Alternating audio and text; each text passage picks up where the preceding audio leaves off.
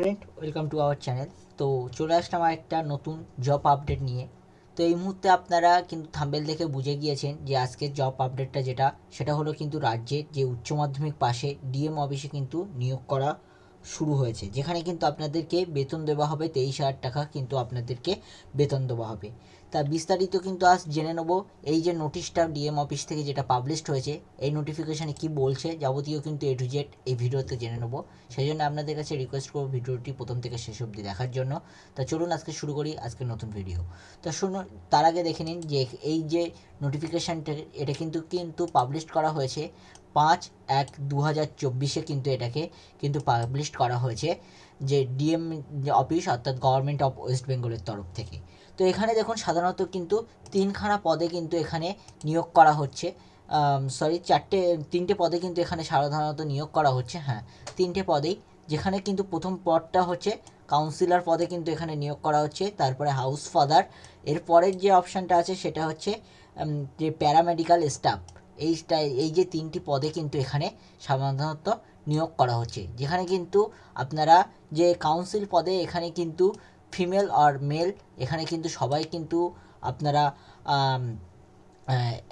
যোগ দিতে পারবেন। শুধুমাত্র যে হাউস ফাদার যে অপশানটা আছে এটা শুধুমাত্র মেলদের জন্য, এবং প্যারামেডিক্যাল যে স্টাফ যেটা আছে সেটা কিন্তু আপনারা নারী পুরুষ উভয়ই কিন্তু এখানে যোগ দিতে পারবেন। তো এখান থেকে যেটা দেখুন এজ লিমিট যেটা কিন্তু চেয়েছে সেটা কিন্তু আপনারা এখানে কিন্তু লিখে দিয়েছে। দেখুন আপনাদের বয়স কিন্তু হতে হবে 24 থেকে 40 বছরের মধ্যে কিন্তু আপনাদের এখানে বয়স হতে হবে প্রথমটির জন্য, এবং দ্বিতীয়টির জন্য 21 থেকে 40 বছর কিন্তু আপনাদের বয়স হতে হবে। এর পাশাপাশি যে তৃতীয়টা অর্থাৎ প্যারামেডিক্যাল স্টাফের জন্য কিন্তু আপনাদের কিন্তু যে 21 থেকে 40 বছর কিন্তু আপনাদের বয়স হতে হবে। তো এখন যেটা আছে শিক্ষাগত যোগ্যতাটা কি বলতে চেয়েছে সেটা আমরা দেখে নেব।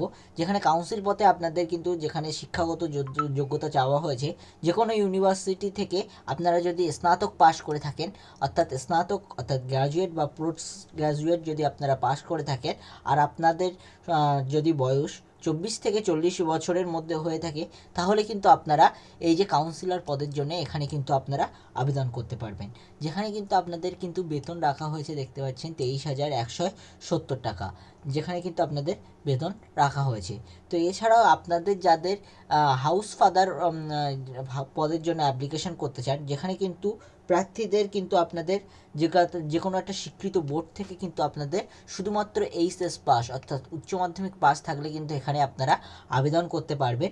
যে কোনো স্বীকৃত বোর্ড থেকে কিন্তু আপনারা উচ্চ মাধ্যমিক পাস করলে, যেখানে আপনার কিন্তু বয়সসীমা চাওয়া হয়েছে আগেই বলেছি 21 থেকে 40 বছর, যেখানে কিন্তু আপনাদেরকে মাসিক বেতন দেওয়া হবে 14,564 টাকা। এছাড়া যেটা প্যারামেডিক্যাল যে স্টাফ যেটা থাকবে সেটাও কিন্তু উচ্চ মাধ্যমিক পাশে, এখানে ন্যূনতম কিন্তু উচ্চ মাধ্যমিক পাশে কিন্তু এখানে কিন্তু আপনারা আবেদন করতে পারবেন। তা এখানে যেটা বয়সসীমা চাওয়া হয়েছে, যেটা 21 থেকে 40 বছরের মধ্যে যে বয়সসীমা চাওয়া হয়েছে, এখানেও কিন্তু আপনাদেরকে 12,000 টাকা মতন কিন্তু এখানে কিন্তু আপনাদের বেতন দেওয়া হবে। তো এখানে দেখুন কিছু কিন্তু গাইডলাইন এখান থেকে কিন্তু প্রকাশ করেছে। তো এই গাইডলাইনগুলো কি বলতে চেয়েছে সেগুলোও কিন্তু আমরা এ টু জেড দেখে নেব। এখানে নির্দেশনামায় অর্থাৎ প্রথম নির্দেশে কিন্তু যেটা বলা হয়েছে, গাইডলাইন নম্বর 1-এ যেটা বলা হয়েছে, দেখুন এখানে কিন্তু যোগ্য প্রার্থীদের কিন্তু 80 নম্বরে কিন্তু আপনাদের লিখিত পরীক্ষা কিন্তু আপনাদের দিতে হবে। তো এটা কিন্তু সম্পূর্ণ অফলাইনের কিন্তু আপনাদের আবেদন করতে হবে। এটা কিন্তু কোনো অনলাইন প্রসেস এখানে নেই। এখানে যা করতে হবে আপনাদের সম্পূর্ণ অফলাইন প্রসেসে, যেখানে কিন্তু আপনাদের দেখুন যোগ্য যে আপনারা যারা এই পরীক্ষাটা দিতে চান, অর্থাৎ যে পদের জন্য আপনারা অ্যাপ্লাই করবেন, সেখানে কিন্তু আপনাদের কিন্তু 80 নম্বরের যে একটা কিন্তু রাইটিং পরীক্ষা অর্থাৎ লিখিত পরীক্ষা দিতে হবে। এবং দ্বিতীয় নম্বর কলমে যেটা বলা হয়েছে, দেখুন যোগ্য প্রার্থীদের ব্যক্তিদের প্রবেশপত্রের তারিখ, সময় ও পরীক্ষা কেন্দ্র ডাক যোগাযোগের মাধ্যমে কিন্তু আপনাদের পাঠানো হবে। এরপরে তৃতীয় নম্বর কলমে যেটা কিন্তু আপনাদের বলা হয়েছে যে লিখিত পরীক্ষা অবজেক্টিভ টাইপ বা মাল্টিপল চয়েস প্রশ্নের এবং বিতরণ থাকবে, যেগুলি কিন্তু এখানে কিন্তু বলে দেওয়া হয়েছে যে মাল্টিপল চয়েসের যে প্রশ্নের যে বিভাজনটা, সেটা হচ্ছে আপনাদের ইংলিশে কিন্তু 20 মার্ক, এবং যে অ্যারিথমেটিক্স অর্থাৎ যে পাটিগণিত আছে তাতে কিন্তু 20 মার্ক, এবং জেনারেল যে আপনাদের নলেজ তার উপরে কিন্তু অর্থাৎ সাধারণ জ্ঞানের উপর কিন্তু 20 মার্ক, এবং জব অর্থাৎ কাজের বিশেষত্বের ওপর কিন্তু ভিত্তি করে আপনাদের এখানে 20 নম্বর দেওয়া হবে। তারপরে এখানে দেখুন 4 নম্বর কলমে যেটা বলা হয়েছে যে লিখিত পরীক্ষায় প্রাপ্ত নম্বরের উপর ভিত্তি করে সকল পরীক্ষার্থীদের ডাকা হবে, যেখানে কিন্তু আপনাদের লিখিত যে 10 নম্বরে কিন্তু একটা কম্পিউটার টেস্ট আপনাদেরকে দিতে হচ্ছে। এবং 5 নম্বর কলমে যেটা বলা হয়েছে যে বাছাই কমিটি 4.1 অনুপাতে যে 1.4 অনুপাতে কিন্তু আপনাদের সফল প্রার্থীদের মেধা তালিকা জেলা শিশু সুরক্ষা বা শিশু সুরক্ষা দপ্তরে কিন্তু আপনাদের জমা দেবে। এবং এছাড়াও যেটা বলা হয়েছে তার পরের দাগে যে তালিকাটি যে আপনাদের যে তালিকাটা সেটা কিন্তু ডিসিপিএস বা ডিসিপিইউ দ্বারা তালিকা অনুমোদনের তারিখ থেকে 2 বছরের জন্য বৈধ হবে এবং যোগ্যদানের পর চুক্তিভিত্তিক ব্যক্তি পুলিশ ভেরিফিকেশান বা মেডিকেল পরীক্ষা করা হবে।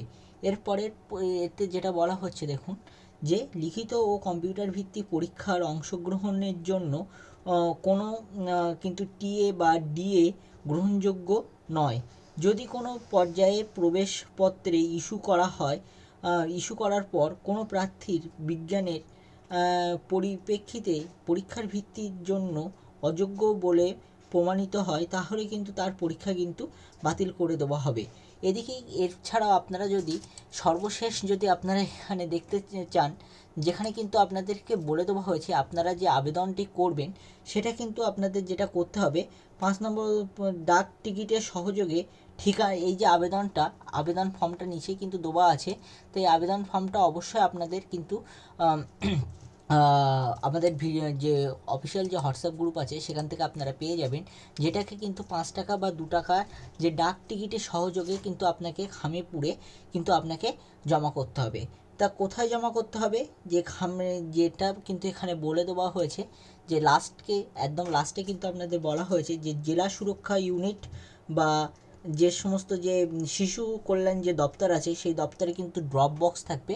সেই ড্রপ বক্সে কিন্তু আপনাকে এই যে সমস্ত যে প্রুফ বা রেসিডেন্সিয়াল প্রুফ বা কোয়ালিফিকেশান সার্টিফিকেট বা এক্সপিরিয়েন্স যদি আপনাদের কোনো কাজের অভিজ্ঞতা থাকে তার যে সার্টিফিকেট, কাস্ট সার্টিফিকেট এবং এইগুলোকে কিন্তু আপনাদের কিন্তু একটা যে পোস্টের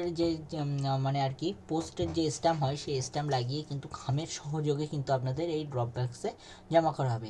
যেখানে কিন্তু দেখুন এই অ্যাপ্লিকেশন ফর্মটি কিন্তু আপনাকে দিয়ে দেওয়া হয়েছে, যে অ্যাপ্লিকেশন ফর্মটিতে আপনারা সমস্ত কিছু আপনাদের নাম ডিটেলস কিন্তু আপনাদের এখানে ফিল আপ করতে হবে।